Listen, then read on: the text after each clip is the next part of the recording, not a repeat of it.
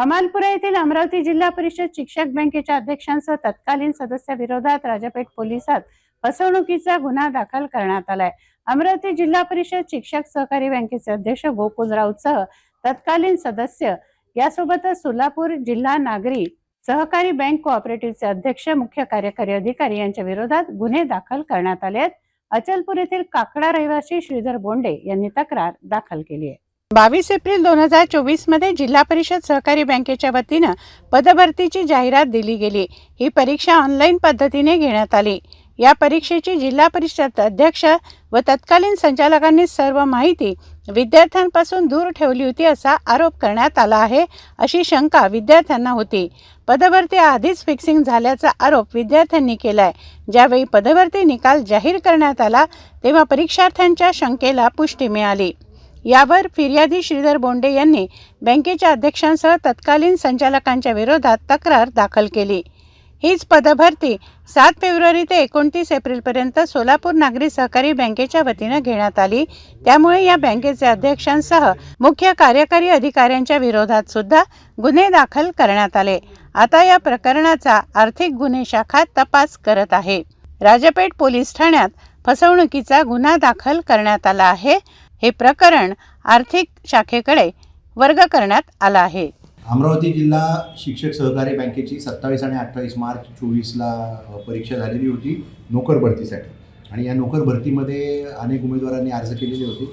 यापैकी काही उमेदवारांना पहिल्या दिवसापासूनच शंका होती की याच्यामध्ये काहीतरी घोळ झालेला आहे आणि त्याच्यानंतर त्यांच्या मुलाखतीची जी निवडीची यादी लागलेली होती त्यामध्ये सुद्धा पात्र अपात्र याची नीट यादी त्यांनी जाहीर केली नव्हती असं त्यांनी FIR मध्ये सांगितलेलं आहे।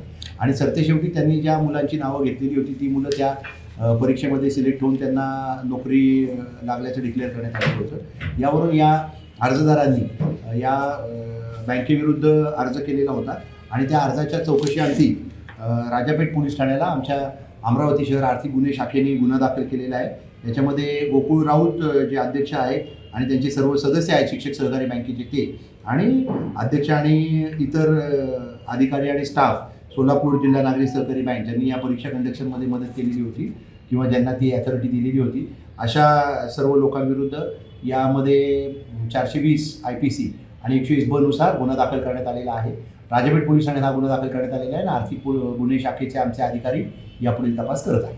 अमरावती जिल्हा परिषद शिक्षक सहकारी बँक अध्यक्ष सोबतच तत्कालीन संचालक मंडळाच्या विरोधात एका इसमाने राजापेठ पोलीस स्टेशन येथे फसवणूक केल्याची तक्रार दाखल केली आहे। बँकेच्या वतीने पदभरती ऑनलाईन परीक्षा घेण्यात आली होती। त्याचा कंत्राट सोलापूर येथील बँक कर्मचाऱ्यांना त्या व्यवस्थापन मंडळाने दिला होता। यामध्ये या संपूर्ण पदभरती दरम्यान फसवणूक केल्याची तक्रार अचलपूर येथील एका इसमाने राजापेठ पोलीस स्टेशनला दाखल केली। यावरच राजापेठ पोलिसांनी याच बँकेच्या अध्यक्ष आणि तत्कालीन संचालक मंडळाच्या विरोधात आणि सोलापूर येथील बँक संचालक मंडळाच्या विरोधात सुद्धा तक्रार दाखल करण्यात आली आहे। आता राजापेठ पोलिसांनी हेच प्रकरण आर्थिक गुन्हे शाखेकडे वर्ग केलेले आहे। या प्रकरणात आता आर्थिक गुन्हे शाखेचे पथक अधिकारी तपास कामाला लागलेले आहेत। कॅमेरामन रोहित सोबत अमरावती।